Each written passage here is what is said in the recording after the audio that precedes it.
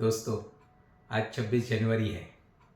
वो दिन जब कलम ने कानून का लिबास पहना और आज़ादी को संविधान की मजबूत नींव मिली।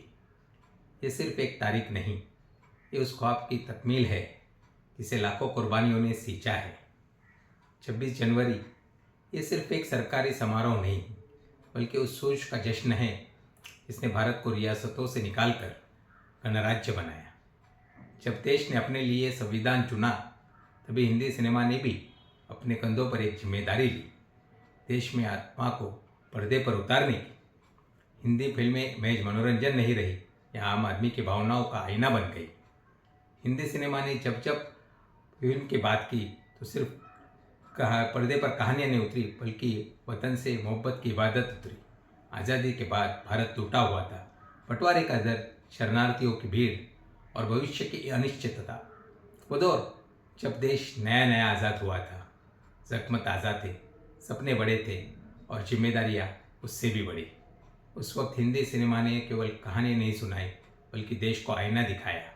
फिल्में आई शहीद, जिसने बलिदान का अर्थ समझाया, धरती के लाल, जिसने भूख और विस्थापन की पीड़ा दिखाई, नया दौर, जिसने विकास और मशीनों के बीच इंसान की लड़ाई को पर्दे पर रखा, और फिर आई मदर इंडिया, एक औरत नहीं बल्कि भारत की आत्मा, संघर्ष, त्याग और नैतिकता की मिसाल। जिस देश में गंगा बहती है, इसने देशभक्ति को धर्म, इंसानियत और सुधार से जोड़ा। जब बात देश की रक्षा की आई तो चेतन आनंद जैसे फिल्मकार सबसे आगे खड़े नजर आए। हकीकत, हिंदुस्तान की कसम, इन फिल्मों ने युद्ध को न तो तमाशा बनाया, न मेघ श्रीधार की कहानी। यहाँ सैनिक रोते भी है, डरते भी है, लेकिन पीछे नहीं हटते। हिंदी सिनेमा ने पहली बार बताया, देशभक्ति शोर नहीं, सहनशीलता है।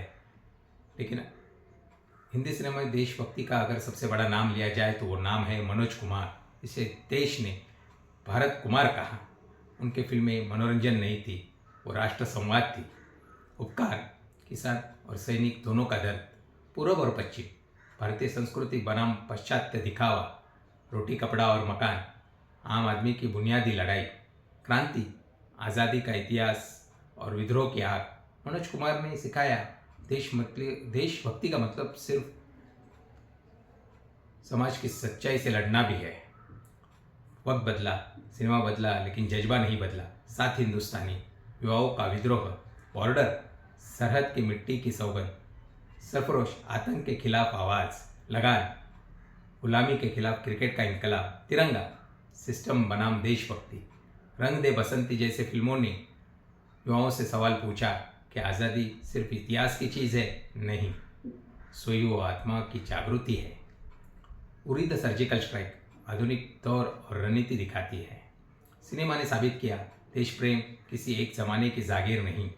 इसी तरह हिंदी सिनेमा में देशभक्ति फिल्मों से नहीं, गीतों से भी जिंदा रही, बल्कि पीढ़ियों से जुड़ती रही। मेरा रंग दे बसंती छोला, ऐ मेरे प्यारे वतन, जहाँ डाल डाल पर सोने की चिड़िया करती है बसेरा, वो भारत देश है मेरा।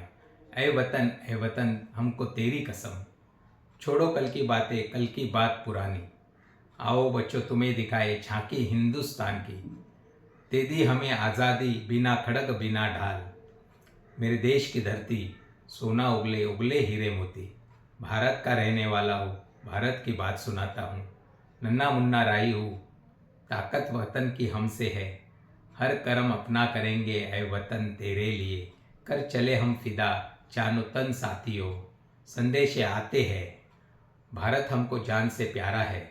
और फिर वो गीत जिसे कोई भूल नहीं सकता, ऐ मेरे वतन के लोगों। ये गीत जिसने भारत के प्रधानमंत्री पंडित जवाहरलाल नेहरू को भी आंखें भिगो दी थी। ये गीत न किसी फिल्म का हिस्सा था, न प्रचार का, पूरे देश की श्रद्धांजलि थी। लेकिन आज हम जिस गीत की बात कर रहे हैं वो किसी जश्न का गीत नहीं, न ही किसी वजह या विजय या उद्घोष का गीत है। ये गीत एक सवाल है उनसे, हमारे ज़मीर से। चेतन आनंद की 1964 की फिल्म हकीकत, जो 1962 के भारत चीन के युद्ध की पृष्ठभूमि पर बनी थी, हिंदी सिनेमा की वो फिल्म है जिसमें कोई ग्लैमर नहीं, गहराई दी। और इसी फिल्म का वो अमर गीत, हो के मजबूर मुझे उसने बुलाया होगा, हमें झिझकोर कर रख देता है। हम सुरक्षित हैं, लेकिन क्यों? ये गीत हमें याद दिलाता है कि आज हम अपने घरों में सुरक्षित बैठे हैं तो ये सुरक्षा मुफ्त में नहीं मिली। इसके पीछे वो सैनिक खड़े हैं जो बर्फ से ढकी पहाड़ियों पर, अजनबी ज़मीन पर, सरहद पर डटकर हमारी हिफाजत कर रहे हैं। और तब मन में सवाल उठता है, क्या उन्हें अपने घर की याद नहीं सताती? क्या उनके कोई जज्बात नहीं होते? क्या उन्हें अपने माँ बाप, बीवी बच्चे, अपने प्यार की याद नहीं आती?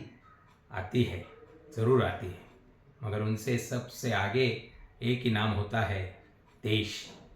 वो पहले वतन को महफूज रखते हैं और बाद में खुद के बारे में सोचते हैं। यही उनकी मजबूरी है और यही उनकी महानता भी। इस गीत को कैफी आज़मी साहब ने उनकी सादगी और सच्चाई से लिखा कि हर मिसरा दिल के अंदर उतर जाता है। इस गीत की सबसे खास बात यह है कि इसमें 4 सैनिकों का दर्द और 4 अलग अलग आवाज़ें, मोहम्मद रफ़ी, तलत महमूद, मन्ना डे और भूपेंद्र सिंह, चारों की आवाज़ें जैसे 4 दिशाओं से आती है और एक ही बात कहती है, हम मजबूर हैं लेकिन कमज़ोर नहीं। कोई माँ को याद करता है, कोई महबूबा को, कोई ज़िंदगी को और कोई उस पल को जब वो घर लौट सके। इस गीत को सुनते हुए आंखों से आंसू निकल आते आते हैं, क्योंकि ये गीत हमें याद दिलाता है कि देशभक्ति का मतलब नारा लगाना नहीं, बल्कि खामोशी से सब कुछ सह जाना है। ये गीत सभी सैनिकों को समर्पित है जो सरहद पर खड़े हैं ताकि हम चैन की नींद सो सके। ये गीत देशभक्ति नहीं, यह आपकी कविता है। देश कभी ज़ोर से नहीं बुलाता, वो बस हालत ऐसे बना देता है कि मजबूरी भी फ़र्ज बन जाती है। हिंदी फिल्मों ने हमें सिखाया, जाति से ऊपर उठना, धर्म से पहले इंसान बनना, अधिकार के साथ कर्तव्य निभाना। ये मुल्क सिर्फ मिट्टी का नाम है और ये पंचम 30 रंगों की पहचान है। ये वो ख्वाब है जहाँ मजबूरी भी इबादत बन जाए, ऐसा हिंदुस्तान है। आज गणतंत्र दिवस पर हम तिरंगा फैलाते हैं तो याद रखिए, हिंदी सिनेमा में भी अपने तरीके से देश की सेवा की है। इस गीत की लिंक डिस्क्रिप्शन बॉक्स में दी गई है। अगर ये वीडियो पसंद आए तो लाइक और सब्सक्राइब ज़रूर कीजिए और शेयर करना ना भूलें। मिलते हैं नई कहानी लेकर, मेरी नज़र से देखो तो यारों में। जय हिंद।